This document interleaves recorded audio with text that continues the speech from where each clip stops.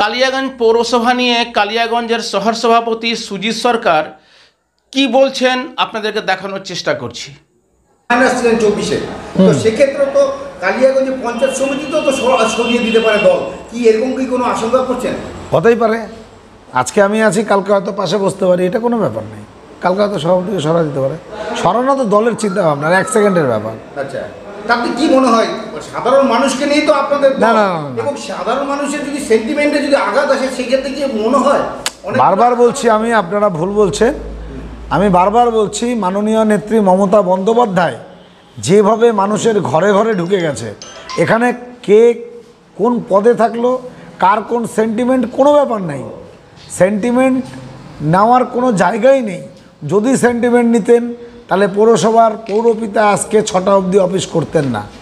যদি সেন্টিমেন্ট নিতেন তাহলে উনি মানুষের সাথে হ্যান্ডশেক করে পৌরসভা থেকে বেরোতেন না। আর উনি স্পোর্টিংলি নিয়েছেন যে না ঠিক আছে, দল কে চেঞ্জ করেছে? আমি তো করিনি, সাধারণ লোক করেনি, আপনি করেননি, কে করেছে? আমি যে দলের কর্মী, আমি যে দল আমাকে চেয়ারে বসিয়েছে সে আমাকে সরিয়েছে। আমাকে চেয়ার যখন হাসি মুখে গ্রহণ করতে হবে, তখন চেয়ার যখন ছাড়তে হবে হাসি মুখেই সেটাকে করতে হবে। যার নাম শোনা যাচ্ছে পৌরপতি হিসেবে, যার নাম শোনা যাচ্ছে ভাইস চেয়ারম্যান হিসেবে, কতটা মানে কালিয়াগঞ্জ পৌরসভা চালাতে পারবে বলে আপনার মনে হয়? তাদের যে গ্রহণযোগ্যতা কতটা? মানুষ ভোট দিয়েছে, 100% পারবে, 100% পারবে। কাদের নাম উঠে এসেছে? নাম তো দুজন, এখনও কারো নাম আসেনি আমার কাছে। যে দুজনকেই তো লাগবে, সেটা দুজন কোন দিক থেকে কাউন্সিলরের মধ্যেই করতে হবে, 10 জনের মধ্যেই করতে হবে। কোন দুজন হবে এটুকু আমি শুনেছি, কিন্তু স্পেসিফিক কারো নাম এখন এমন যেটা জানা যাচ্ছে বিশ্বজিৎ কুন্ডু এবং জয়া বর্মন দুজনের নাম উঠে আসছে। দল করলে আমরা তাকেই মেনে নেবো, সাধারণ মানুষ তাকে, কর্মীরা তাকে মেনে নেব। এমনও কি হতে পারে, যেটা আমরা রায়গঞ্জে দেখলাম 2 দিন আগেও 3-4 কাউন্সিলরকে নিয়ে বোর্ড অফ অ্যাডমিনিস্ট্রেশন মানে হয়ে গেল, তারপর তারা সংবর্ধনা পেল, তারপর আজকে তারা দেখলো যে তারা আর নাই ওই জায়গায়। আগামী দিনে কি আবার তারা ফিরে আসার সম্ভাবনা আছে? কি মনে হয় আপনার? থাকতেই পারে, দলের সিদ্ধান্ত। দল যদি মনে করে যে না, আপনারা কোনো সুপারিশ করবেন দলকে যে এই ধরনের না, সুপারিশের আমাদের কোনো জায়গা নেই।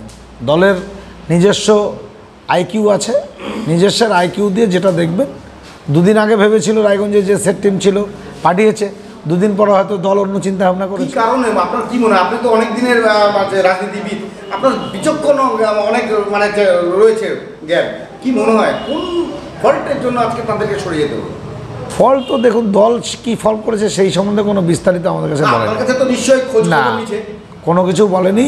আমাদের যেটুকু ইনফরমেশন এসছে, চেয়ারম্যান ভাইস চেয়ারম্যান চেঞ্জ হচ্ছে, ওই জায়গায় অন্য 2 জন বসবেন, এটুকুই। কেন সরাচ্ছে দল আমাদেরকে ইনস্ট্রাকশন না দিলে আমরা বলতে পারছি।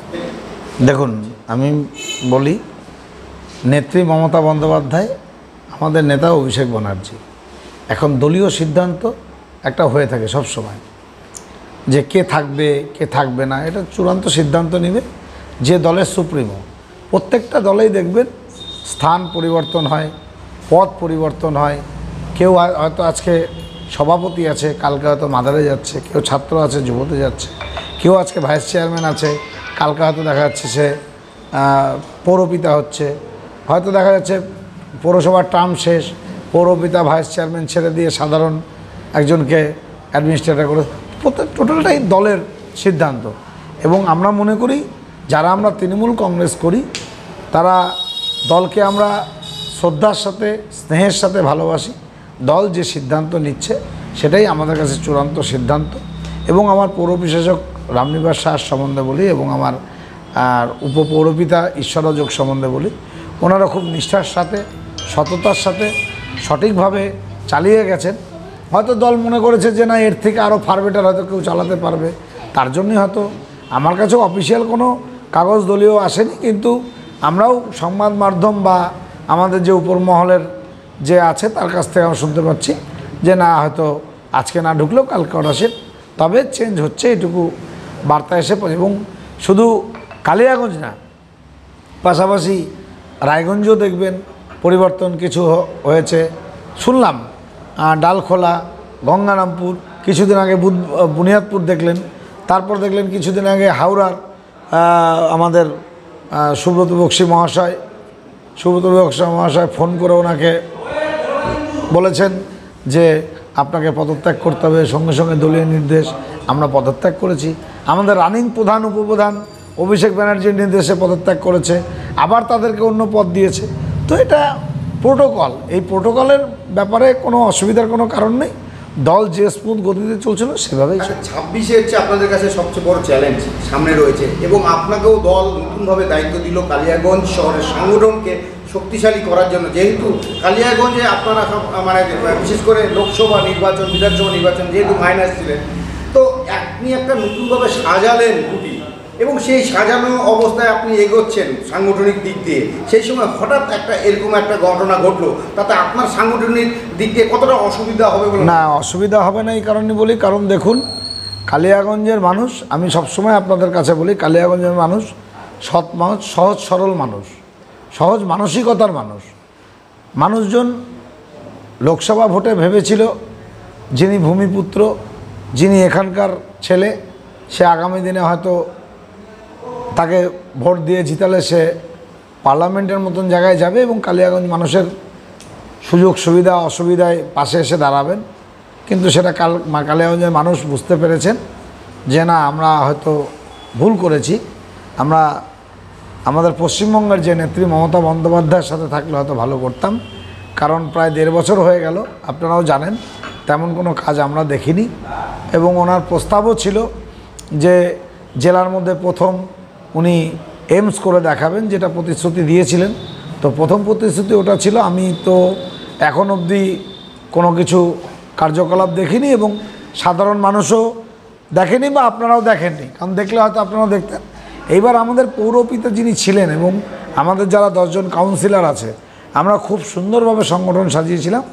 পদ বড় কথা নয়, ব্যক্তি বড় কথা নয়, আমাদের কাছে হচ্ছে আমরা সবাই কর্মী, তৃণমূল কংগ্রেসের কর্মী, আমরা কর্মী হিসাবেই কাজ করতে চাই। আজকে যখন এই ঘটনা শোনার পর পৌরপিতার সাথে আমার কথা হয়েছে, বলছে না, আমি সবার প্রথমে কর্মী, তারপরে চেয়ারম্যান। একটা কথা হচ্ছে কালিয়াগঞ্জবাসীর সেন্টিমেন্ট পৌরপতিকে নিয়ে, কারণ পৌরপতি যেভাবে কাজ করছিলেন তিনি সকলের ভালোবাসা আদায় করতে পেরেছেন, মানে আমরা যতটুকু খবর পেয়েছি। কিন্তু এই যে সেন্টিমেন্টে একটা আঘাত দল দিল পৌরপতিকে সরিয়ে নেওয়ার নিয়ে, সেটা কি মনে হয় আপনার আগামী দিনে দলের কোনো ভালো মানে হবে? না না, সেন্টিমেন্টের কোনো ব্যাপার নেই তো, দলীয় নির্দেশ এটা, এটা তো আপনাকে মানতেই হবে। আজকে আমার বাড়ির পরিবারে আমার বাবা বা আপনার বাবা যদি কালকে আপনাকে বলে যে আপনার বর্তমানে সাংবাদিকতা ছেড়ে দিয়ে অমুক সাংবাদিকতা করেন, কার কথা শুনবেন আপনি? বাবার কথা শুনবেন না রাস্তার লোকের কথা শুনবেন? আমাদের গার্জিয়ান অভিভাবকের কথা শুনতে হবে তো। উনি তো বললেন সবার প্রথমে আমরা কর্মী, আমরা কর্মী হিসেবে কাজ করে যাবো, কারণ পদে থাকলেই কাজ করতে হবে এটা কোনো ব্যাপার নেই। কারণ আমি যখন ছিলাম না, আপনারা দেখেছেন, আমি যখন 22 সালে আমার নেতৃত্বে পৌরসভা গঠন হলো, আমাকে সরিয়ে দেওয়ার পর আপনারা অনেক প্রশ্ন করেছিলেন কেন সরিয়ে দেওয়া হলো, কী কারণ বৃত্তান্ত। লোকসভা ইলেকশন আমার তো কোনো পদ ছিল না, আমি সহভূমিকায় কাজ করেছি। আমার প্রার্থী কৃষ্ণ কল্যাণী, তার জন্য যা যা সহযোগিতা করেছি। পদে থাকলেই কাজ করা যাবে। পদে থাকলে তৃণমূল কংগ্রেস এমন একটা দল, যে দলে পদে থাকলেও আপনি কাজ করতে থাকবেন, পদে না থাকলেও সেটা আপনার নিজের উপর ইচ্ছা। আজকে চেয়ারম্যান, ভাইস চেয়ারম্যান, আমার পৌরপিতা, উপপৌরপিতা যেভাবে স্বতঃস্ফূর্তভাবে বলেছে যে টাউন সভাপতি সাহেব বা সুজিত ভাই, আমরা তোমার সাথে ছিলাম, আছি, থাকবো, আমাদের চেয়ার বড় কথা না, আমরা মানুষের পাশে ছিলাম, মানুষের পাশে থাকবো, এইটাই হচ্ছে আমাদের বড় কথা। আজকে যখন এই খবরটা চাউর হলো এবং আমরা পৌরসভা গিয়েছিলাম, অনেক কাউন্সিলরের মুখ দেখলাম খুব শুকনা, কারণ তারা খুব মন খারাপ করছে। এই যে মন খারাপটা, দল তো আছে আগে, দেখুন কিন্তু ব্যাপার পরে তো দেখেন বলি এটা দাদা, এটা আপনি খুব ভালো কথা বলেছেন। আমারও মন খারাপ হয়েছে, মন খারাপটা হওয়ারই স্বাভাবিক, যে আমরা একজন পৌরপিতা সুন্দরভাবে চলছিল, আবার যাকে নিবে তাকে নিয়েও চলতে হবে, তো মনটা একটু স্বাভাবিক খারাপ হতেই পারে। একটা লোকের একটা চেয়ার দেখেন চলে গেলে এমন কোনো মানে সাধারণ মানুষের কোনো ক্ষতি নেই, কিন্তু নিজের মনের একটা ব্যাপার যে কাজ করছিলাম সরে দিল, ঠিক আছে, দল যা করছে